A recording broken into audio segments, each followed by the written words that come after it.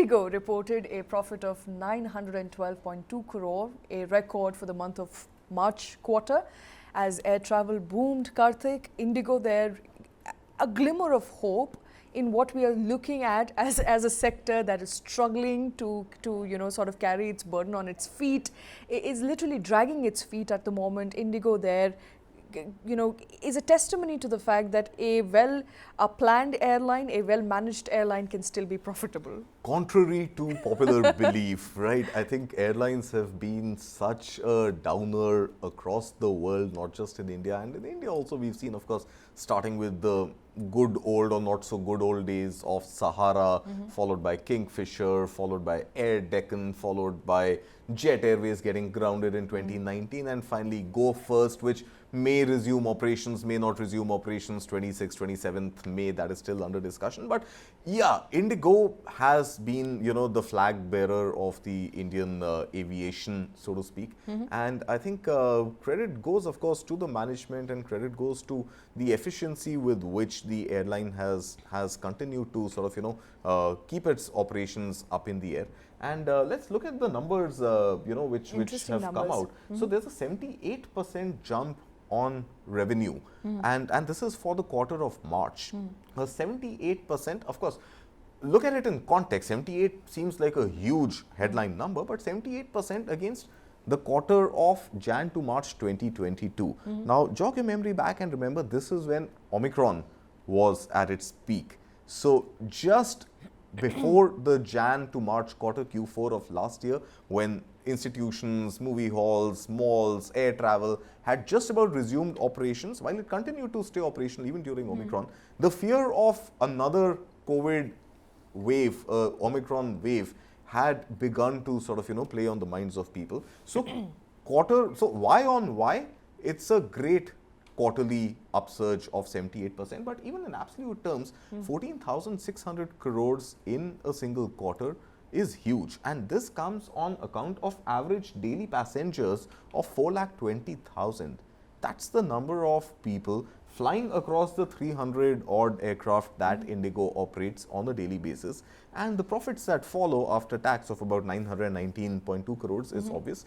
I think IndiGo is likely to have a much better Q1. That is correct. I was about to come to that. Yes. Than Q4 of the last fiscal. With Go First going under, that's right, it's an opportunity window for right. IndiGo. So Go First, commanding a 7.8% market share, if I'm not mistaken, went off. IndiGo was already in excess of 50, 54%, 56%, thereabouts. So, I mean, that 7%, 8% of Go Air will sort of, get diverted to other airlines as well, Vistara, Air India, Combine and SpiceJet, etc. But I believe that as a IndiGo, preferred low-cost domestic carrier, so I think IndiGo is likely to rake in a lion's chunk of that share just by the overall distribution of the pie, right? So now if a chunk of the market opens up, it should get divided in the same ratio across the other three remaining players. So IndiGo should get a sizable upside of Go First not having flown all of May, which is the second month of this quarter. And in addition to that, you've also got increased airfares, which come again on account of course, aviation fuel, etc. being one, but also in general, air tickets have gone up owing to inflation, aviation fuel costs, and one airline off the skies. So sort of, an opportunity for the others to jack up their prices. Simple demand supply. And correct me if I'm wrong, the first quarter of this year, which is the last quarter of financial year 23, is also a time where not a lot of people travel. This is when you're coming out of your winter months, setting into your March, and then it's usually that the air traffic goes up during the months of June, July, which is the months of travel. That's right. Which means that it's only going to get better from here on for IndiGo if it sustain these numbers. Right. So, I've been made to understand by some aviation watchers that a good 60 to 70% air traffic, passenger traffic on aircraft in weekdays, Monday to Friday, are actually business travelers.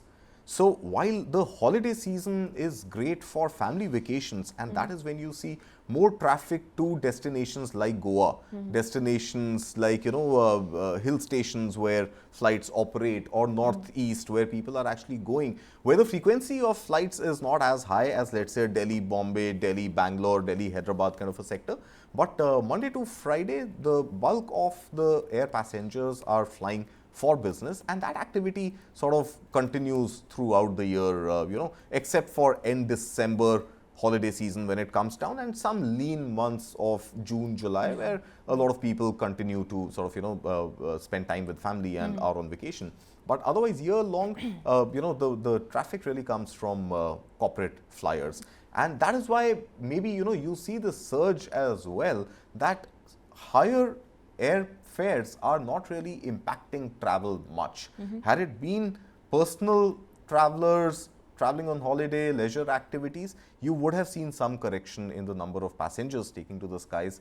The sort of chaos at airports and the number of people in queues at airports would have been reduced. But as long as it's being paid for by a company for corporate travel, so anyway, coming back to the IndiGo story, I think this quarter is going to be even better than the last quarter that Absolutely. it has seen. The expectation is that the quarter is going to be even better. But, just to sum it up, this comes amid the fact that one of the major domestic aviation players in the country has gone under, owing to various reasons, most prominent being what it said was its financial problems owing to its engine. That's right. Now, we also know that of the 300-strong fleet that IndiGo has, many of them, and I don't have the exact number here, I actually do have exact number, 23 are A320 Airbus A320 Neos, which have the same Pratt and Whitney which have the engines. same Pratt and Whitney engines. And so the concern, of course, being, and although Pratt and Whitney and IndiGo seem to have a very solid partnership, they're not facing the same problems that Pratt and Whitney and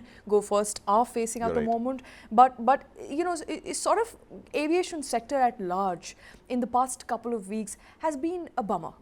There have been a lot of negative news coming in from aviation sector with respect to SpiceJet, Go First, and so with IndiGo now, the responsibility for IndiGo's management is even higher, to meet the demand, the growing surging demand post-COVID in India.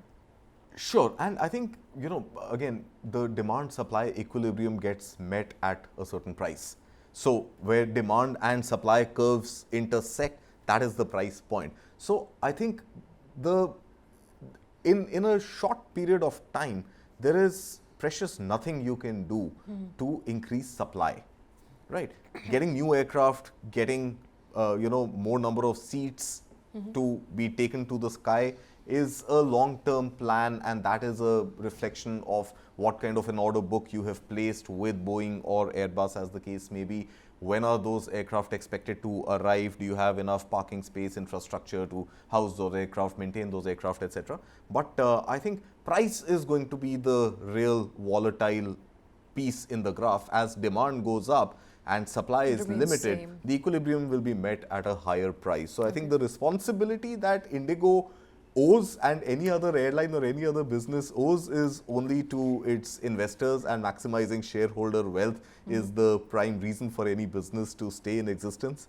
And I think that's all IndiGo or any other company owes to its investors, and nothing over and above that. It's a sigh of relief as well, I think, for every aviation watcher at this point in time. True.